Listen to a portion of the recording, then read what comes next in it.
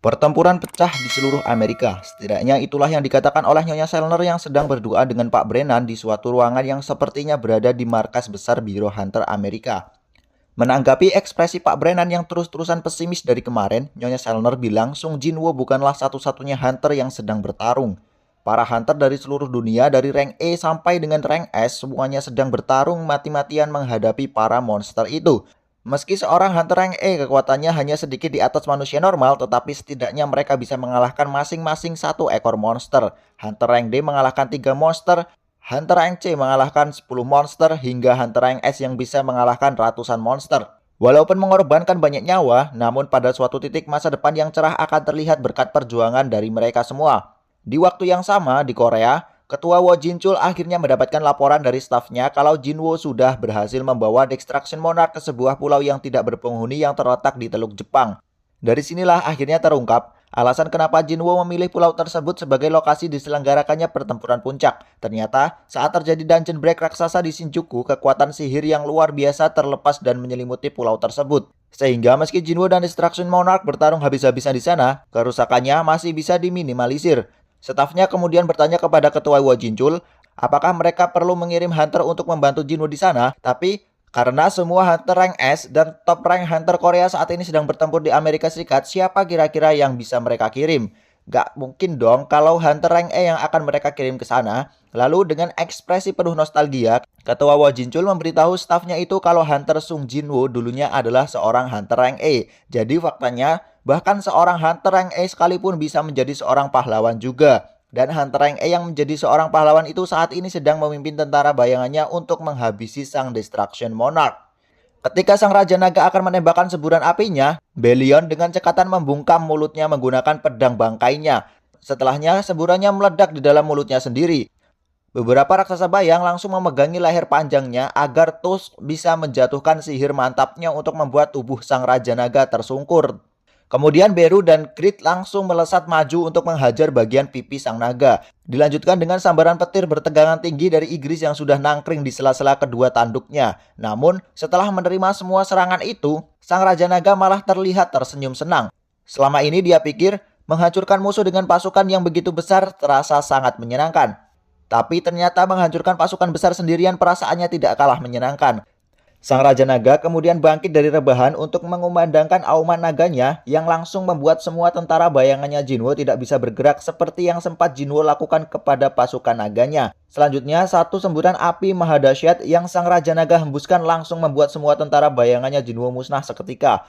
Setelah memperlihatkan kekuatannya yang sangat destruktif itu, Antares kembali ke wujud manusianya untuk melancarkan niat untuk mencuci otak Sung Jinwoo. Antares mengaku jika dia mau, dia bisa saja melawan saat Jinwoo menariknya masuk ke dalam portal. Namun karena simpatik dengan effortnya yang sampai sejauh itu, Antares memutuskan untuk ikut aturan mainnya Jinwoo saja. Sebagai pewaris kekuatan Shadow Monarch, Antares yakin melalui ingatannya Ashborn, Jinwoo pasti sudah tahu kalau musuh mereka yang sesungguhnya adalah para Rulers. Awalnya, Antares berencana untuk menghadapi tentara Rulers begitu selesai menghancurkan Jinwoo. Namun setelah melihat cara berperang Jinwoo yang berbeda dengan Ashborn, Antares seolah melihat kemenangan telak atas para Rulers jika Jinwoo mau ikut bekerja sama dengannya. Oleh karena itu, Antares menawarkan sebuah kesepakatan di mana rencananya untuk menghancurkan bumi akan dia batalkan dan membiarkan Jinwoo memiliki keseluruhan planet untuk dia kelola, asalkan dia mau membantunya mengalahkan pasukan Rulers.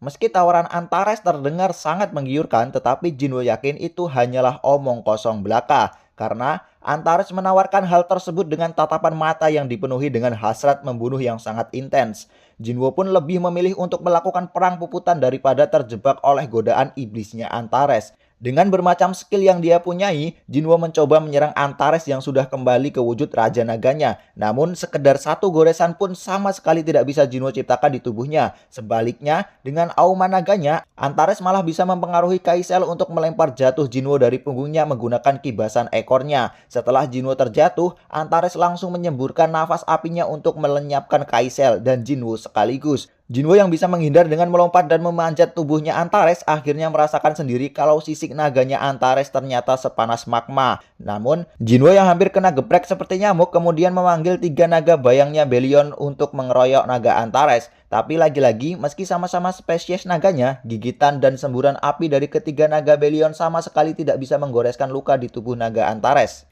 Jinwo yang merasa kalau serangan-serangan biasa pasti bakalan zonk terus, kemudian berpikir keras untuk menemukan metode agar bisa menembus sisik armornya naga Antares.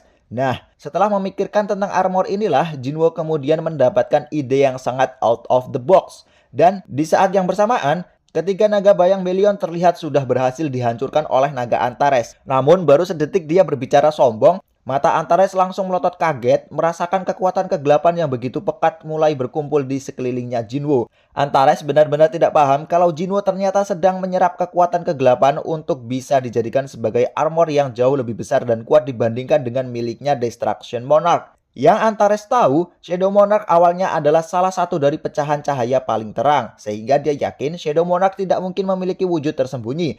Tapi kalau begitu, bagaimana menjelaskan fenomena yang sedang terjadi tepat di depan matanya? Antares benar-benar tidak habis pikir bagaimana mungkin seorang manusia biasa bisa memanggil kekuatan kematian ke dunia ini. Dan jeng-jeng, Jinwo pun akhirnya sukses membangkitkan wujud Susanoo-nya. Sebuah wujud raksasa yang dia rasa memiliki kekuatan yang tidak terbatas. Melihat wujud barunya Jinwo yang keren abis, naga Antares akhirnya paham kalau selama menjadi manusia, Jinwo pasti sudah berkali-kali berada di ambang kematian demi bisa terus bertahan hidup. Dan itulah yang membuat Osborn akhirnya tertarik mewariskan kekuatannya kepada Sung Jinwo. Setelah menyadari hal itu, Antares merasa kalau Jinwo ternyata jauh lebih berbahaya dari apa yang dia pikirkan sebelumnya. Sehingga tanpa ragu lagi, Antares bermaksud untuk menyerang Susanoo-nya Jinwo dengan satu semburan api terkuatnya. Tapi siapa sangka, tidak hanya ditangkis, serangan terkuatnya itu bisa Jinwo kembalikan kepadanya hanya dengan menggunakan satu tangannya saja. Hal itu tentu saja membuat Antares semakin geram dan langsung menerjang ke arah Jinwo dengan segenap kekuatannya ke wujud barunya Jinwo. Pertarungan antara Jinwo versus Antares akhirnya memasuki babak baru. Jinwo dengan kekuatan barunya itu berhasil mendaratkan geprekan ke kepala Antares. Namun Antares masih bisa mengimbangi kekuatan itu. Jinwo yang sepertinya masih belum terbiasa dengan wujud barunya kelihatan cukup kerepotan menghindari serangan demi serangan dari sang Raja Naga. Namun setelah satu tangan Susanoo-nya dihancurkan, Jinwo akhirnya bisa mengeluarkan sebuah pedang yang kemudian dia bisa gunakan untuk menyerang balik. Dan setelah melihat bagaimana naga Antares menciptakan semacam portal sihir untuk memperbanyak semburan apinya dalam sekali serang, Susanoo-nya Jinwo akhirnya juga bisa menggunakan teknik Dageras versi raksasa. Lalu setelah bentrokan mahadahsyat antara semburan api naga dari langit versus Degras versi raksasa kegelapan dari bumi ini, wujud Susanoo-nya Jinwo akhirnya berakhir. Jinwo yang sudah kembali ke wujud manusianya lagi kemudian buru-buru diceramahi oleh Antares yang ikut-ikutan kembali ke wujud manusianya juga. Sayangnya, mau berapa kali pun Antares mencoba menggoda Jinwo agar mau join, Jinwo akan tetap terus menolaknya. Kali ini dengan tubuh yang diselimuti oleh armor bayangnya, Jinwo siap untuk beradu pedang dengan sang Destruction Monarch yang juga ikut-ikutan mengeluarkan sebilah pedang dari telapak tangannya. Sambil terus mengayunkan pedangnya, Destruction Monarch tak henti-hentinya berceramah, yang intinya saat mereka berdua sedang menikmati pertarungan, Monarch of Transfiguration dan pasukannya pasti sudah meluluh lantahkan apapun yang ada di depan mereka. Menurutnya saat ini Jinwo mungkin memang raja kematian, tetapi sebagai seorang manusia, tetap saja dia tidak akan bisa apa-apa selain takut akan kematian itu sendiri.